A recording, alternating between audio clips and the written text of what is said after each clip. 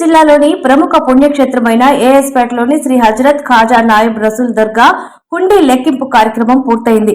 దర్గా మాజీ ముతవల్లి హఫీజ్ పాషాకు వక్ఫ్ బోర్డు మధ్య ఉన్న కోర్టు వివాదంతో గత 2 ఏళ్లుగా హుండీ లెక్కింపు ప్రక్రియ జరగలేదు. తాజాగా రాష్ట్ర వక్ఫ్ బోర్డు అధికారుల ఆదేశాలతో దర్గా ఈవో మొహమ్మద్ హుస్సేన్ ఆధ్వర్యంలో గత 10 రోజులుగా హుండీ లెక్కింపు కార్యక్రమం చేపట్టారు.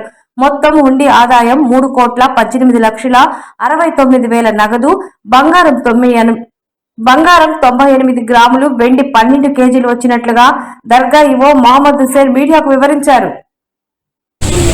9వ నెల 2000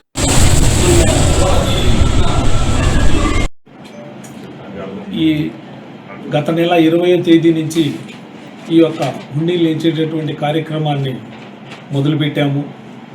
ఇందులో 25 హుండీల్ని ఎంచగా 3,18,69,338 రూపాయలు కానుకల రూపేణ హుండీ ద్వారా రావటం జరిగింది.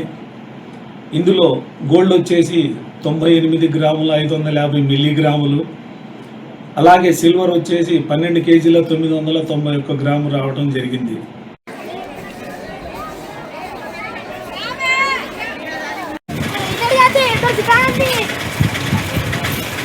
सुनने लगे